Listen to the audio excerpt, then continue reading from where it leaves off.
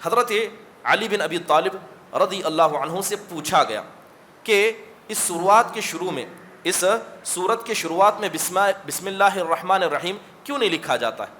تو حضرت علی کہتے ہیں کہ جس سورت کی شروعات میں بسم اللہ لکھا گیا ہے اس کا مطلب ہے کہ یہ سورت امن والی اور سلامتی والی، جبکہ یہ سورت توبہ یہ تلوار کے زور پر نازل ہوئی ہے۔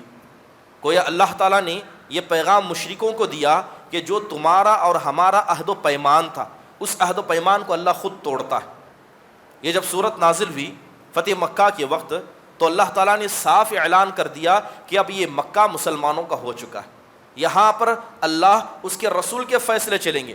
محترم حاضرین، مذاق اڑانے میں کسی کی آواز کا مذاق اڑانا، کسی کے ہنسی مذاق کا مذاق اڑانا، کسی کے بات کرنے کے طریقے کا مذاق اڑانا، کسی کو برے القاب سے پکار دینا، کسی کو نام رکھ دینا، اور اللہ معاف فرمائے ہمارے معاشرے میں اس کو عیب سمجھا ہی نہیں جاتا۔ لوگوں نے نام رکھ دیے، نک نیم رکھ دیے، وہ موٹا ہے، وہ کالا ہے، وہ ایسا ہے، وہ ویسا ہے، اور خاص کر دوست احباب چاہے وہ مرد و خواتین اپنے دوستوں کے برے نام رکھتے ہیں۔ یہ جہالت کا عمل ہے، یہ مسلمان کا مذاق اڑانا ہے، اور یہ مذاق اڑانا اللہ اس کے رسول صلی اللہ علیہ وسلم کو بالکل پسند نہیں ہے۔ مثال کے طور پر اسلام کے بہت سارے شعائر ہیں، جیسے مسجد، یہ اللہ تبارک و تعالیٰ کی نشانیوں میں سے، جیسے مسلمانوں کے اعمال، جیسے یہ داڑھی، یہ مسلمان کی نشانیوں میں سے، خواتین کا برقع یہ ان کی عبادت ہے، یہ خاتون مسلم خاتون کی نشانی ہے۔ اگر کوئی آدمی اسے طنز کا نشانہ بنائے، کہا کہ داڑھی چھوڑنی ہے تو پوری چھوڑو، اتنی تم نے چھوڑی، یا داڑھیوں کا مذاق اڑائے، مسجدوں کا مذاق اڑائے، وہ مسجد ایسی ہے، وہ مسجد ایسی ہے، کسی خاتون کا برقع دیکھ کر مذاق اڑائے، تو حقیقت میں وہ اسلام کے ایک حکم کا مذاق اڑا رہا ہے، اسلام کی تعلیمات میں سے ایک تعلیم کا مذاق اڑا رہا ہے۔ اب جب کوئی آدمی ایسا کرتا ہے تو ایسے آدمی کا ایمان برباد ہو جاتا ہے۔ السلام علیکم ورحمۃ اللہ وبرکاتہ۔ حامد و مصلیا اما بعد، اعوذ باللہ من الشیطان الرجیم، بسم اللہ الرحمن الرحیم، براءۃ من اللہ ورسولہ الی الذین عاہدتم من المشرکین۔ محترم حاضرین و حاضرات، یہ سورہ توبہ ہے جس کی پہلی آیت کریمہ آپ کے سامنے تلاوت کی گئی۔ یہ سورت مدنی سورتوں میں شمار ہوتی ہے، اور قرآن کریم کے اندر یہ ایک اکیلی یا اکلوتی ایسی سورت ہے جس کی شروعات میں بسم اللہ الرحمن الرحیم نہیں لکھا جاتا ہے اور نہ ہی پڑھا جاتا ہے۔ اس سورت کو سورہ توبہ بھی کہا گیا، سورہ براءت بھی کہا گیا، اور سورہ فاضحہ یعنی فضیحت اور رسوا کر دینے والی سورت بھی کہا گیا۔ حضرت عمر بن خطاب رضی اللہ عنہ جب بھی کسی کو مسلمانوں کا ذمہ دار بنا کر مختلف شہروں میں بھیجتے تو یہ بات اکثر بطور نصیحت لکھا کرتے، کہتے کہ تعلموا سورۃ البراء وعلموا نساءکم سورۃ النور، کہ جو بھی آدمی جہاں بھی جائے سورہ براءت کو، سورہ توبہ کو وہ خود سیکھے اور اپنی عورتوں کو سورہ نور سکھائے، کیونکہ اس کے اندر اللہ تبارک و تعالیٰ نے کچھ ایسی عظیم الشان باتیں عقیدے کے حوالے سے، منافقین کے صفات اور ان کے چالوں کے حوالے سے، اور اسی طرح ایک مسلمان کا تعلق غیر مسلمانوں سے کیسا ہونا چاہیے، ان بنیادی باتوں کی طرف بڑی گہرائی سے اشارہ کیا گیا ہے۔ یہ سورت نازل ہونے کے اعتبار سے آخری سورت میں شمار ہوتی ہے۔ حضرت علی بن ابی طالب رضی اللہ عنہ سے پوچھا گیا کہ اس شروعات کے شروع میں، اس سورت کے شروعات میں بسم اللہ الرحمن الرحیم کیوں نہیں لکھا جاتا ہے؟ تو حضرت علی کہتے ہیں کہ جس سورت کی شروعات میں بسم اللہ لکھا گیا ہے اس کا مطلب ہے کہ یہ سورت امن والی اور سلامتی والی، جبکہ یہ سورت توبہ یہ سورت براءت یہ تلوار کے زور پر نازل ہوئی ہے۔ گویا اللہ تعالیٰ نے یہ پیغام مشرکوں کو دیا کہ جو تمہارا اور ہمارا عہد و پیمان تھا اس عہد و پیمان کو اللہ خود توڑتا ہے۔ یہ جب سورت نازل ہوئی فتح مکہ کے وقت تو اللہ تعالیٰ نے صاف اعلان کر دیا کہ اب یہ مکہ مسلمانوں کا ہو چکا ہے، یہاں پر اللہ اس کے رسول کے فیصلے چلیں گے۔ لہذا فتح مکہ کے وقت اللہ کے نبی نے حضرت ابوبکر کو بھیجا اور کہا کہ جاؤ اعلان کر دو کہ آج کے بعد سے کعبۃ اللہ میں کوئی برہنہ ہو کر طواف نہیں کر سکتا، آج کے بعد سے صرف 4 مہینے کا وقت ہے مشرکین کے پاس، وہ یا تو عرب کو چھوڑ کر یہاں سے چلے جائیں، اس مکہ کو چھوڑ کر چلے جائیں، یہ زمین اللہ اس کے رسول کی ہے۔ اگر 4 مہینے کے بعد کوئی کافر یا مشرک اس زمین پر پایا گیا تو اللہ نے انہیں قتل کرنے کا حکم دے دیا، کیونکہ اس وقت حکومت مسلمانوں کی ہو چکی تھی۔ اس صورت کے اندر اللہ تبارک و تعالیٰ نے منافقین کی بڑی فضاحت کی ہے۔ وہ منافقین جو مسلمانوں کے بیچ میں رہا کرتے تھے، تو ایک تو اللہ تعالیٰ نے ان کی قسمیں بیان کر دی کہ کتنے قسم کے منافق ہیں، ان کے اوصاف کیا ہیں، کن خصلتوں کے مالک ہیں، اللہ نے ان کا ذکر کر دیا۔ اور اسی طرح ایک حکومت کو چلانے کے لیے، ایک ملک کو چلانے کے لیے کن بنیادی چیزوں کی ضرورت ہو سکتی ہے، اللہ نے ان کی طرف بھی اشارہ کیا۔ میں نے آیت کریمہ پڑھی، اللہ تبارک و تعالیٰ ارشاد فرماتے ہیں کہ اللہ تبارک و تعالیٰ اور اس کے رسول ان لوگوں سے بری ہیں جو اللہ اس کے رسول یا اللہ کے مسئلے میں شرک کرتے ہیں۔ تو گویا اللہ تعالیٰ نے ایک اعتبار سے کھلے طور پر بات کا اظہار کر دیا۔ پھر اس کے بعد اللہ نے مشرکین کا ذکر کرتے ہوئے فرمایا ما کان للمشرکین، کہ مشرکوں کے لیے یہ درست نہیں ہے کہ وہ مسجدوں کی تعمیر کریں جبکہ انہوں نے اپنے دلوں میں کفر کو باقی رکھا ہے۔ اور اللہ تعالیٰ نے کہا بلکہ مسجدوں کو تو آباد اور تعمیر وہ کرتے ہیں جو اللہ پر اور آخرت کے دن پر ایمان رکھتے ہیں۔ محترم حاضرین، کیونکہ مشرکین مکہ ان کا ایک فخر تھا، ان کا ایک غرور تھا کہ اللہ تعالیٰ نے انہیں کعبہ کی ولایت عطا کی۔ اگرچہ وہ مشرک ہیں، اگرچہ وہ بتوں کی عبادت کرتے ہیں، مگر وہ اپنے آپ کو اس قدر صحیح ٹھہراتے تھے کہ کعبۃ اللہ کی ولایت ہمارے پاس ہے، اللہ کے گھر کی خدمت ہم کرتے ہیں، جو حاجی آتے ہیں ان کو پانی پلانا، ان کا دیکھ بھال کرنا، یہ سب ہم کرتے ہیں، اسی لیے اللہ نے ہمیں چنا ہے، اس لیے ہم صحیح ہیں، اس لیے ہمارا عقیدہ صحیح ہے۔ تو اللہ تعالیٰ نے کہا کہ ایسا ہو نہیں سکتا کہ زمین اللہ کی ہو جائے، مسلمانوں کا قبضہ ہو جائے اور اس کے بعد تمہارے دل میں کفر ہو اور اس کفر کے ساتھ تم مساجد کی تعمیر کرو۔ اور یہ مت سوچنا کہ مساجد کو تعمیر کرنا، حاجیوں کو پانی پلا دینا شرک کے ساتھ تم کو فائدہ پہنچائے گا۔ اللہ تعالیٰ نے صریح سے اس بات کا انکار کیا۔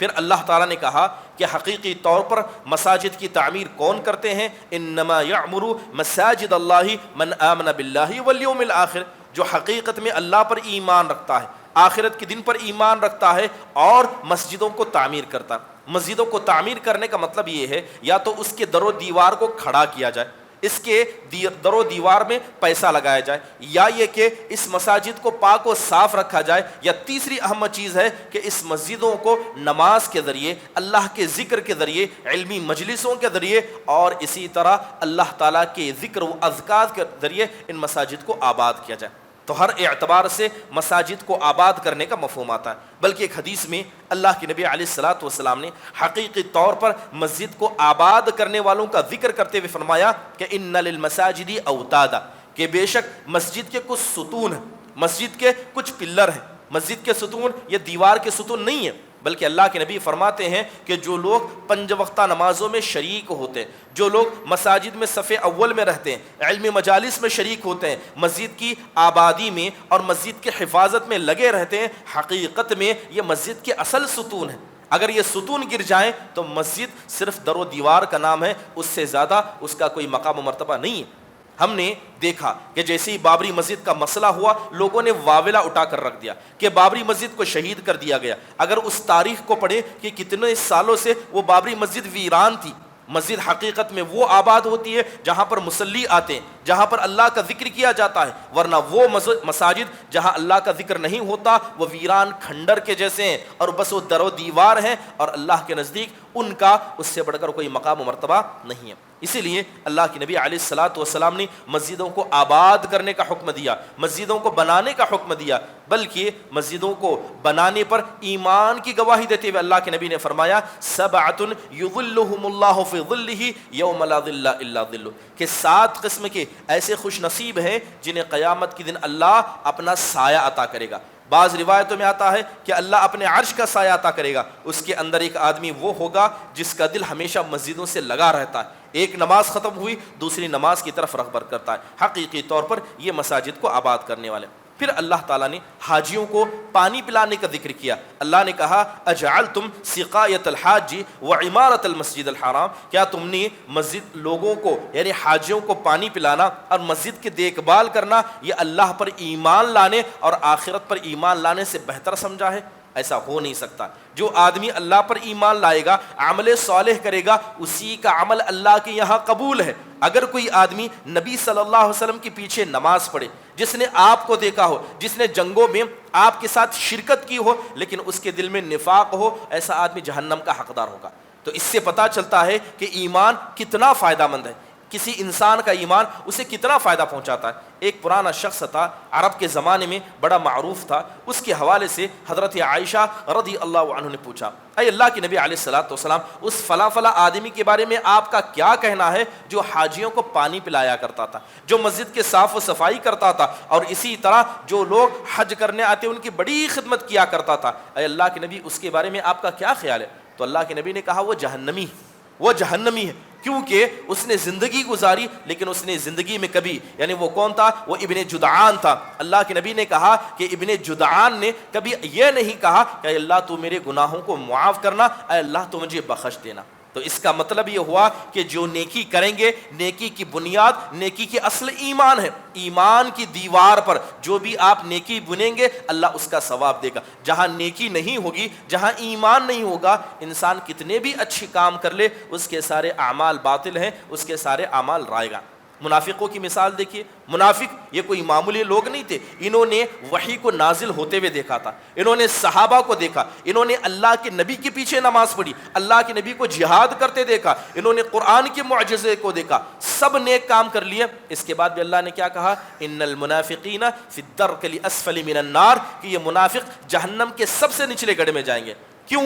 اتنی ساری نیکیوں کا کیا فائدہ؟ اتنی ساری نیکیاں اس لیے برباد ہوئی کیونکہ ان کے دل میں ایمان نہیں تھا، یہ اللہ اس کے رسول کے مسئلے میں سچے نہیں تھے.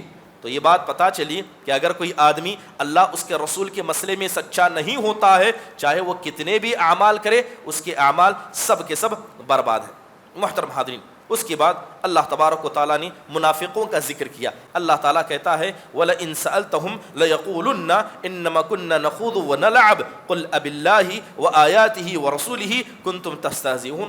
یہ منافقین کیا کرتے ہیں؟ یہ مسلمانوں کا مذاق اڑایا کرتے. بعض صحابہ کے بارے میں آتا ہے کہ اللہ کے نبی علیہ الصلوۃ والسلام نے صدقہ دینے کا حکم دیا، تو ایک صحابی ایک مٹھی بھر جو لے کر آئے اور لا کر صدقہ دے دیا. دوسرے وقت ایک صحابی بوری بھر کر سامان لے کر آئے.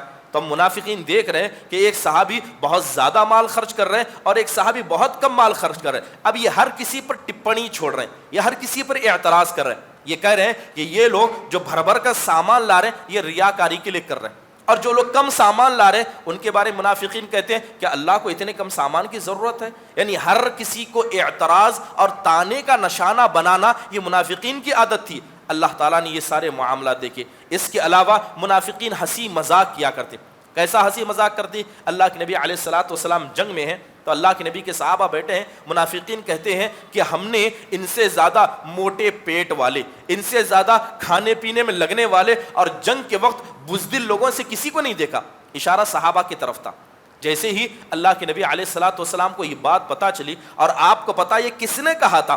اب جیسے اللہ کے نبی کو بات پتہ چلتی ہے، اللہ کے نبی علیہ الصلوۃ والسلام انتظار کرتے ہیں کہ موقع آئے ان کو سبق سکھا دیا جائے. جس شخص نے یہ بات کہی تھی، جیسے ہی قافلہ چلا وہ سب سے پہلے اللہ کے نبی علیہ الصلوۃ والسلام کے اونٹ کے سامنے تھا. وہ اونٹ کی لگام پکڑے ہوئے تھا. منافقوں کا سردار ہے اور اسے پتا چلا ہے کہ اس نے جو کہا اللہ کے نبی کو پتا چلا، تو چاپلوسی کے لیے اللہ کے نبی علیہ الصلوۃ والسلام کے اونٹ کے پاس آتا ہے، اونٹ کی لگام پکڑتا ہے اور سامنے جو پتھر آ رہے تھے ان پتھروں کو دور کر رہا تھا. اللہ کے نبی نے پوچھا کیا تم نے صحابہ کے بارے میں ایسا کہا؟ تو وہ کہتا ہے اے اللہ کے نبی ہم تو ہنسی مذاق کر رہے تھے، ہم سیریس نہیں تھے، ہم تو مذاق میں یہ باتیں کہہ رہے تھے. تو اللہ تعالیٰ نے آیت نازل کرتے ہوئے کہا کہ جب یہ منافقین صحابہ کے بارے میں ٹپڑیاں کرتے ہیں، نیک لوگوں کے بارے میں شوشہ چھوڑتے ہیں، جب ان سے پوچھا جاتا ہے تو یہ کیا کہتے ہیں؟ ہم تو ہنسی مذاق کر رہے تھے. قل اے اللہ کے نبی کہہ دیجئے کیا یہ اللہ کے ساتھ، اس کی نشانیوں کے ساتھ، اس کے رسول کے ساتھ مذاق کرتے ہیں؟ لا تعتذروا، اب عذر پیش مت کرو، فقد کفرتم بعد ایمانکم، تم ایمان لانے کے بعد تم نے کفر کا کام کیا، اب تمہارا ایمان اللہ تعالیٰ کے پاس قابل قبول نہیں ہے. تو یہ آیت بتاتی ہے کہ جو بھی آدمی مسلمانوں کا یا مسلمان کے کسی دین شعیرے کا مذاق اڑاتا ہے، ایسے آدمی کا ایمان ختم ہو جاتا ہے، بلکہ اس کا شمار کافروں میں اور مشرکوں میں ہو جاتا ہے. کیونکہ جب بھی انسان کسی چیز کا مذاق اڑاتا ہے تو دل میں اس چیز کو ہلکا سمجھتا ہے، دل میں اس چیز کے مقام کو نہیں سمجھتا. مثال کے طور پر اسلام کے بہت سارے شعائر ہیں، جیسے مسجد، یہ اللہ تبارک و تعالیٰ کی نشانیوں میں سے. جیسے مسلمانوں کے اعمال، جیسے یہ داڑھی، یہ مسلمان کی نشانیوں میں سے. خواتین کا برقع، یہ ان کی عبادت ہے، یہ خاتون، مسلم خاتون کی نشانی ہے. اگر کوئی آدمی اسے طنز کا نشانہ بنائے، کہا کہ داڑھی چھوڑنی ہے تو پوری چھوڑو، اتنی تم نے چھوڑی، یا داڑھیوں کا مذاق اڑائے، مسجدوں کا مذاق اڑائے، وہ مسجد ایسی ہے، وہ مسجد ایسی ہے، کسی خاتون کا برقع دیکھ کر مذاق اڑائے، تو حقیقت میں وہ اسلام کے ایک حکم کا مذاق اڑا رہا ہے، اسلام کی تعلیمات میں سے ایک تعلیم کا مذاق اڑا رہا ہے. اب جب کوئی آدمی ایسا کرتا ہے تو ایسے آدمی کا ایمان برباد ہو جاتا ہے. کیونکہ چاہے وہ آپ دین کو گالی دیں، دیندار لوگوں کو گالی دیں، نیک لوگوں کا مذاق اڑائیں، جیسے کہ بہت سارے لوگ علماء کا مذاق اڑاتے ہیں. آپ جائیے، کوئی علماء کو ملا جی کہتا ہے، کوئی علماء کو کہتا ہے کہ علماء کی دوڑ مسجد سے لے کر گھر تک ہوتی ہے، علماء کو دنیا داری نہیں پتا، علماء کو یہ نہیں پتا. بہت سارے لوگ علماء کا مذاق اڑاتے ہیں، اور مذاق اڑانے کی وجہ کیا ہے؟ ان کے سادہ مزاج، دنیا سے بے رغبتی، یہ ان کا ہے. یقین جانیے علماء کو اللہ تعالیٰ نے جو مقام دیا ان کی سادہ مزاجی کی وجہ سے نہیں، ان کے دل میں جو علم ہے اس کی وجہ سے اللہ تعالیٰ نے ان کو علم دیا. لیکن اگر کوئی آدمی علماء کی سادہ مزاجی کا مذاق اڑاتا ہے تو وہ اس علم کا مذاق اڑاتا ہے جو ان کے سینوں میں ہے، اور یہ علم اللہ کی وراثت ہے. اور جو آدمی اللہ کی وراثت کا مذاق اڑائے، ایسے آدمی اپنے ایمان کی خیر منائے، ایسا آدمی اپنی ایمان کی خیر منائے. اسی طرح دیکھیں کہ بہت سارے لوگ نیک لوگوں کا مذاق اڑاتے، ارے فلاں آدمی کیا ہے، اسے تو بس مسجد جانا آنا ہے، اس کے علاوہ اسے کچھ نہیں پتا، وہ تو پہلی صف میں آتا ہے، اس کے علاوہ کچھ نہیں جانتا. تو یاد رکھیے، نیک آدمیوں کے ساتھ کھلواڑ کرنا، بلکہ بعض سالف صالحین کہتے ہیں کہ انسان کے جہنمی ہونے کے لیے کافی ہے. کیا کہتے ہیں؟ انسان کے جہنمی ہونے کے لیے کافی ہے کہ خود تو نیک نہیں ہے لیکن ہمیشہ نیک لوگوں کی برائی کرتا ہے. انسان کے جہنم میں ہونے کے لیے کیا ہے؟ خود نیک نہیں ہے، خود نمازی نہیں ہے لیکن نمازی لوگوں کا مذاق اڑاتا ہے، خود کی داڑھی نہیں ہے لیکن داڑھی والے لوگوں کا مذاق اڑاتا ہے، خود علم والا نہیں ہے مگر علماء کا مذاق اڑاتا ہے. ایسا آدمی اپنے ایمان کی خیر منائے. محترم حاضرین، یاد رکھیے کہ اسلام نے مذاق اڑانے کو حرام قرار دیا، چاہے مذاق کسی وجہ سے اڑائے. کوئی آدمی موٹا ہے، کوئی دبلا ہے، کوئی کالا ہے، کوئی گورا ہے، کوئی جسم سے ایسا ہے، کوئی جسم سے ویسا ہے، کوئی عورت دبلی ہے، پتلی ہے. اسلام نے منع کیا کہ آپ کسی اعتبار سے مذاق نہیں اڑا سکتے، لیکن دین کا نام لے کر اگر کوئی مذاق اڑائے یہ کفر ہے. آپ یہ بات جانتے ہیں، یہ بڑی مشہور روایت ہے کہ ایک بڑی مشہور صحابیہ تھی جن کا تعلق یہودی خاندان سے تھا، وہ حضرت صفیہ بنت حوی بن اخطب رضی اللہ عنہا تھی. حضرت صفیہ یہودی تھی، اللہ کے نبی علیہ الصلوۃ والسلام نے ان سے شادی کر لی. ان کے بارے میں بتایا جاتا ہے کہ نبی کریم صلی اللہ علیہ وسلم کی بیویوں میں سب سے خوبصورت بیوی تھی، شکل و صورت سے سب سے خوبصورت بیوی تھی، لیکن جسم سے کیا ہے؟ تھوڑی پست قد تھی. تو ایک مرتبہ کوئی معاملہ ہوا، بحث و مباحثہ ہوا، تو بحث و مباحثے میں حضرت عائشہ نے ہاتھ کا اشارہ کیا، ہاتھ کا اشارہ، اور کہا کہ اس کو دیکھو، اور ہاتھ کا اشارہ کرتے ہوئے پست قدی کا اشارہ کیا، یعنی گڈی کا اشارہ کیا. تو گویا سمجھا گیا کہ انہوں نے حضرت صفیہ رضی اللہ عنہ کی طرف اشارہ کیا.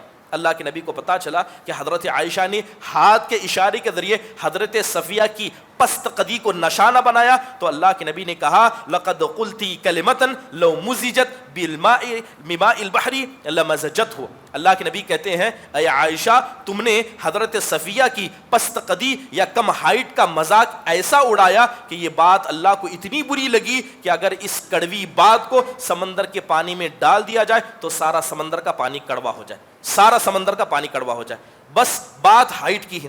اب کوئی آدمی موٹا ہے، کوئی گورا ہے، اللہ خیر منائے ان لوگوں کا جو رشتہ دیکھنے کسی کے گھر میں جاتے ہیں، اور اللہ معاف فرمائے ہماری گھر کی عورتوں کو جو عورتوں کو عیب لگانے سے پیچھے نہیں ہٹتے. فلاں کی بیٹی گوری ہے، فلاں کی بیٹی کالی ہے، وہ کم کھاتی ہے، وہ زیادہ کھاتی ہے. یہ عیب لگانا عورتوں کے اندر سب سے بری صفت پائی جاتی ہے. یاد رکھیں کہ اگر آپ اشارے سے بھی کسی عورت کا، کسی مرد کا، کسی مسلمان کا مذاق اڑاتے ہیں تو یہ چیز اتنی بری ہے. آپ اگر کسی دین والے آدمی کا مذاق اڑائیں تو ضروری ہے کہ اس سے اپنے زبانوں کو پاک رکھا جائے، ورنہ یہ عمل اللہ تعالیٰ کے نزدیک اتنا کافی ہے کہ کسی کے عمل کو برباد کر دیں. محترم حاضرین، بس کسی کا نام لینا، خاندان کا مذاق اڑانا، کسی کی صفت کا مذاق اڑانا. حضرت حفصہ رضی اللہ عنہ کے بارے میں آتا ہے کہ ایک مرتبہ حضرت حفصہ کا حضرت صفیہ سے جھگڑا ہو گیا تو حضرت حفصہ نے مارے غصے میں کیا کہا؟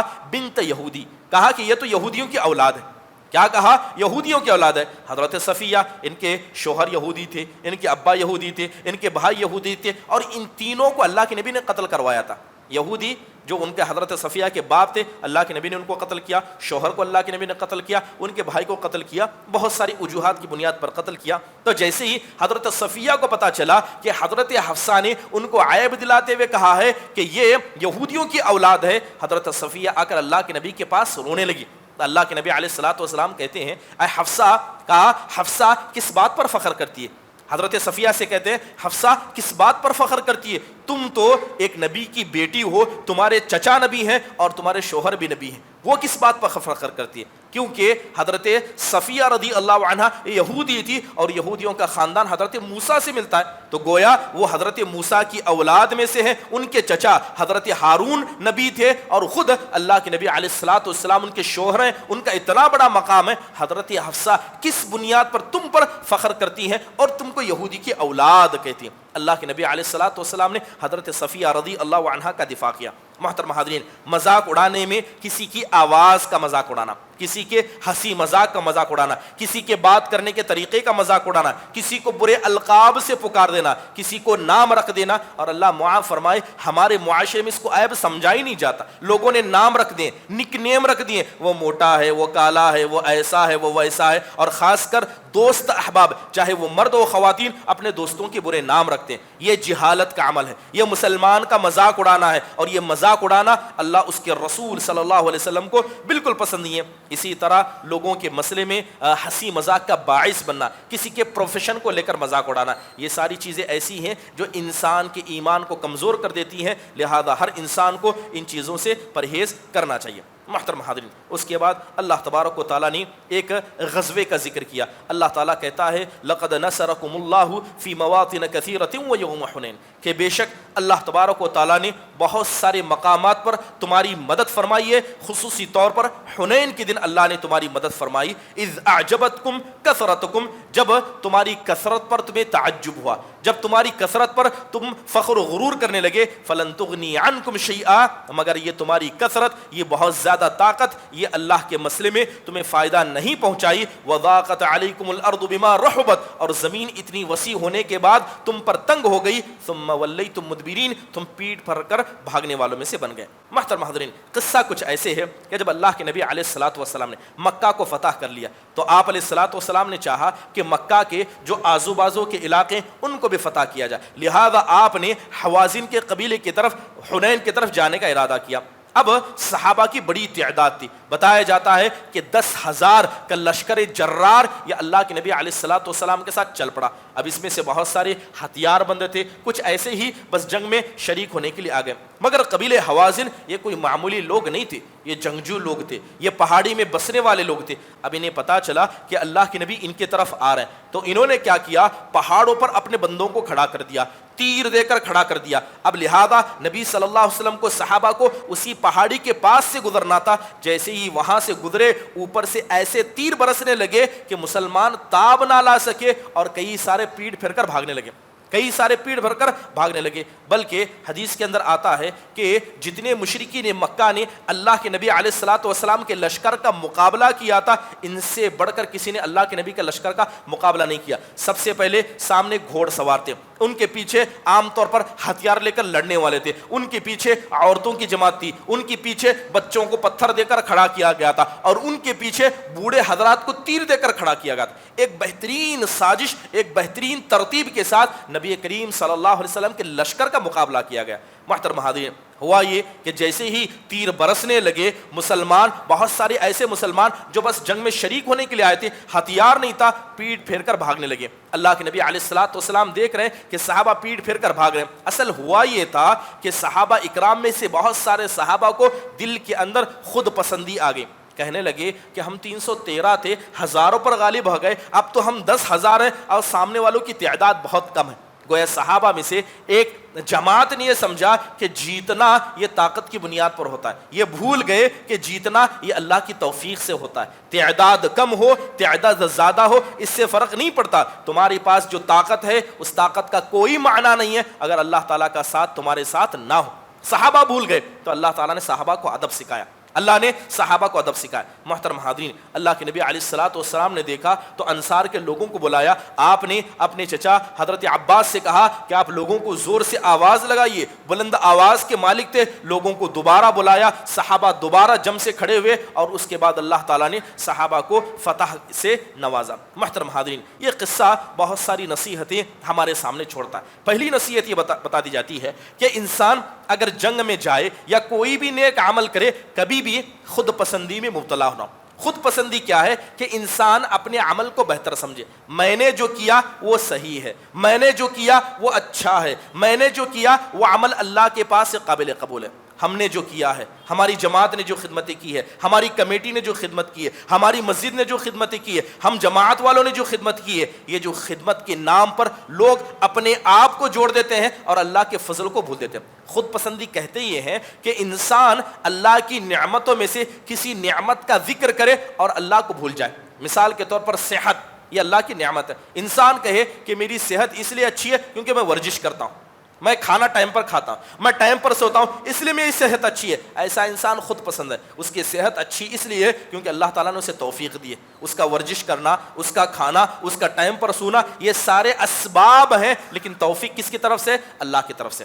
ہم نے جماعت کی خدمت کی، ہمارے خاندان نے 50 سال خدمت کی، ہمارے باپ دادا نے کیا، آپ کے باپ دادا نے کچھ نہیں کیا اگر اللہ تعالیٰ کی توفیق نہ ملتی تو لہذا انسان خدمت کو ذکر کرے مگر اللہ تعالیٰ کے فضل کو بھول جائے تو ایسا انسان خود پسند ہے۔ اللہ تعالیٰ نے یہ بات صحابہ کو بتائی کہ صحابہ بھی اگر خود پسندی جیسی بیماری میں مبتلا ہو جاتے ہیں اللہ صحابہ کو بھی ادب سکھا دیتا ہے، اللہ صحابہ کو بھی ادب سکھا دیتا ہے۔ محترم حاضرین، خود پسندی یہ بہت بڑی بیماری ہے، یہ اتنی بڑی بیماری ہے کہ جب کسی انسان کے دل کو لگ جاتی ہے یہ شرک اصغر ہے، یہ شرک اصغر ہے۔ جو ریاکاری انسان کرتا ہے ریاکاری سے زیادہ بری خود پسندی ہے۔ آپ دیکھیں کہ قرآن و حدیث میں اللہ تعالیٰ نے بہت سارے ایسے خود پسندوں کا ذکر کیا جنہوں نے اللہ کو چھوڑ کر اپنی طاقت پر غرور جتایا، اپنی فوج پر، اپنے خاندان پر، اپنے مال و دولت پر فخر کیا۔ جیسے کہ بنو نذیر کے قبیلے کے بارے میں آتا ہے کہ جب ان کا فیصلہ اللہ کے نبی علیہ الصلوۃ والسلام نے کیا اور کہا کہ تمہیں یہاں سے چھوڑ کر جانا ہے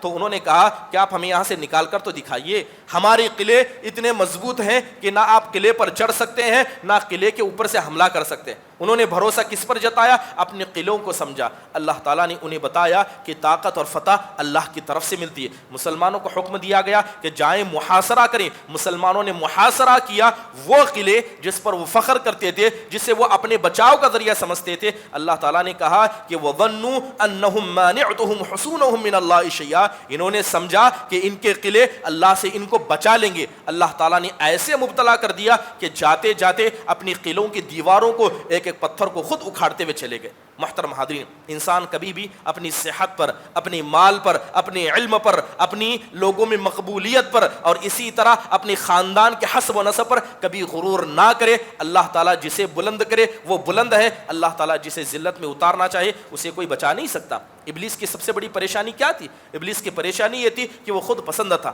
ابلیس نے کیا کہا؟ انا خیر منہ، کہا اے اللہ جس آدم کو تو سجدہ کرنے کے لیے کہہ رہا اس سے بہتر تو میں ہوں، میں سپر ہوں، میں سپریم ہوں، میں کیپٹل ہوں، میں بہتر ہوں۔ تو شیطان نے اللہ تعالیٰ کی فرما برداری نہیں کی۔ شیطان کہنے لگا مجھے آگ سے پیدا کیا گیا، آگ آسمان کی طرف جاتی ہے، تو نے آدم کو مٹی سے پیدا کیا، مٹی زمین پر گرتی ہے، میں اس سے بہتر ہوں، میں فرشتوں کے ساتھ عبادت کرتا ہوں۔ تو شیطان کو اپنی عبادت اور اپنے پیدائش کے مادے پر غرور آیا تو اللہ تعالیٰ نے اسے قیامت تک کے لیے ملعون قرار دیا، لہذا قیامت تک وہ کیا ہے؟